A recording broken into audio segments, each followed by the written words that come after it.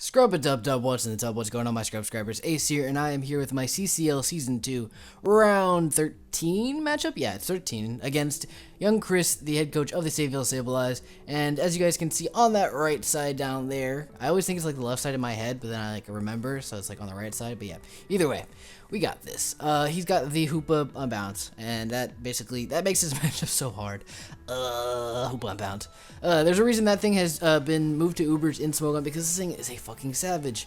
And, I mean, you can see the rest of his team down there. I mean, Hoopa is the problem. Hoopa is the problem. But also, he has the Infernape, the Ferrothorn, the Kingdra, the Electros, the Mega Aerodactyl, which is no slouch in its own right. Then he also has the Aromatisse, the Alamomola, the Muck, the Dusknoir, the Primeape, and the Ariados.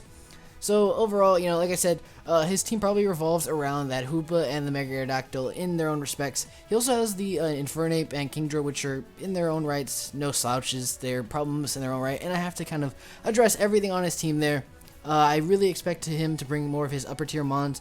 Maybe bring the Ferrothorn, maybe specially defensive. I don't know. Well, like if I was Chris personally, I would run the Ferrothorn more physically defensive with enough special defense to kind of live things that he needs to live, like HP Fires or Aura Spears or things like that. And then I would also run like maybe the Aromatisse or the Muck, I guess, in a sense. I don't know, but the Amolamola is really nice as well. So he could run the Amolamola and the Aromatisse, which would be really fat and really annoying. But I think that Ferrothorn probably, like, against my team specifically, is the better option for him. So, like I said, you know, the Hoopa Unbound is problematic. So, you know, basically, I feel the way that this matchup personally is going to go is Hoopa versus the rest of my team, to be honest. Like, Hoopa is going to probably end up taking 2 or 3 members on my team, and then I'm going to bring in, like, I'm running 2 Scarfers here with the Durant and Extra. So basically, one of those 2 comes in, and Hoopa has to swap out or die, and then I just kill something else, and then the matchup kind of plays off of that. And if he doesn't bring the Hoopa at all, I'll be like, bless up, thank you, Lord Almighty. But I don't see any reason for him not to bring it. It's very hard for my team to kind of match up against that kind of presence, both on the physically offensive side and specially side, because it has like base like 150, I think almost in both. I think it's 160 in one, 150 in the other. It's a powerful ass mon, Jesus Christ. Hoopa Unbound is a savage.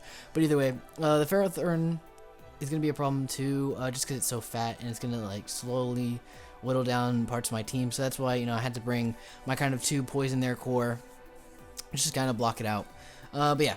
So, like I said, you know, I'm running the Mega Blastoise here because Water Pulse, Aqua Jet, Dark Pulse, and Aura Spear just provides really great coverage overall for his team, because the Water Pulse, you know, just hits everything, and things that it doesn't, like the Kingdra. Dark Pulse is good therefore, and then Aura Spear just hits the Ferrothorn so hard if he's not running the specially defensive variant, and I'm just chilling in a really good position there, as well as I got the Water Pulse boost from the Mega Launcher, and then I get the possible confusion as well.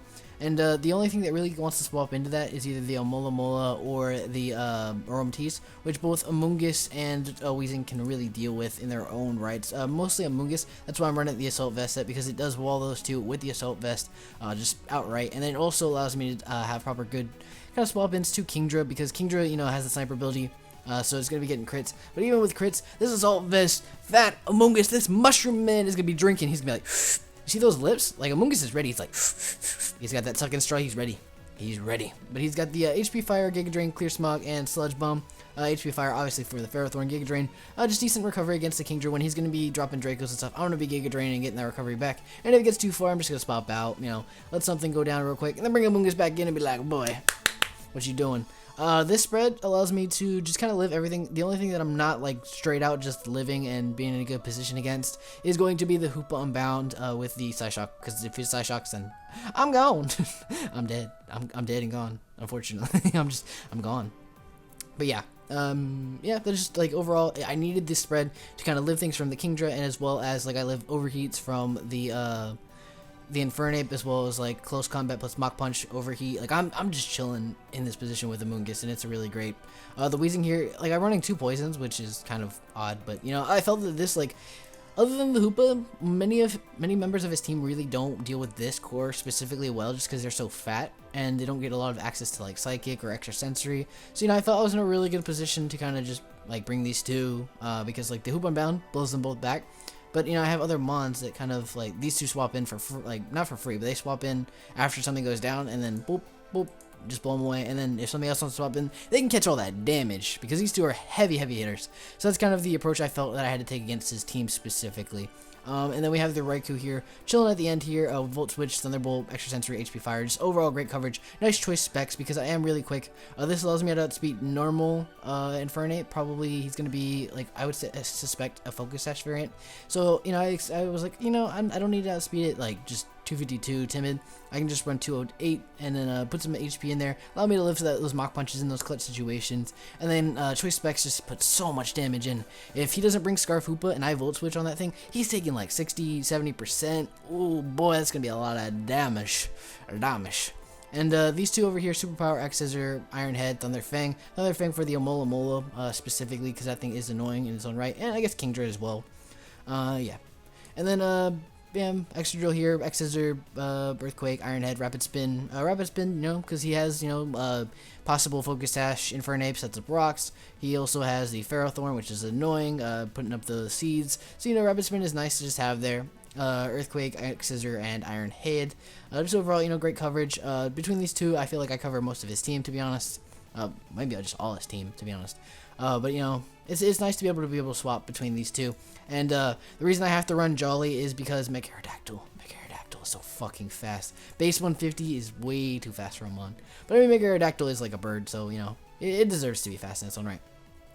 But yeah, that's overall going to be like the sets there. I think I explained everything right. Oh, I have Will-O-Wisp, Taunt, Flamethrower, Sludge Bomb on the Weezing. Will-O-Wisp, just for physical attackers and just chip damage on some of his fatter mons. Taunt, specifically, I ran this kind of spread right here with the 40 to outspeed the Alomomola so I can taunt and get to like prevent it from getting those fat ass wishes off. Because that's what Alomomola does. It swaps out, or it comes in, gets up a wish, swaps out with its regenerator, and passes a wish to, like a fat ass wish to something else. So that'd be really nice to kind of prevent the Flamethrower, Ferrothorn, Sludge Bomb, just like everything, including the Aromatisse, to be completely honest. And then Amoonguss, just I think I explained this set. Clear Smogs for like setup mons, like if he wants to have the if he wants to have like Calm Mind, Aromatisse, or like Bulk or Curse, Muck or something like that. I'm chilling, to be honest. I'm in a really good position there. I think I said something on Aqua Jet already, so yeah, that's just chip damage overall. I felt this was like the best team that overall just gave me the best chance to win this matchup. It's gonna be a slugfest, to be honest. This is kind of a match you probably will have fun watching, to be honest. Like, it'll be a slugfest. Like, all right, who's dying? We both swap in a mon. We're like, all right, who's dying? What's your swap into this mon? But yeah, it's going to be a fun match overall. I'm excited to battle Chris. I know he's a really good battler, so this is going to be a nice, good one, and I hope you guys enjoy it.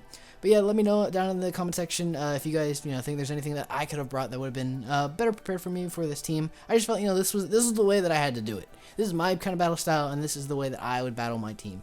Yeah. But yeah, I'll see you guys in the battle. But that's going to be it for this one. And yeah, check out everybody at CCL down below. That's going to be it, guys. I'm out of here. Bye-bye.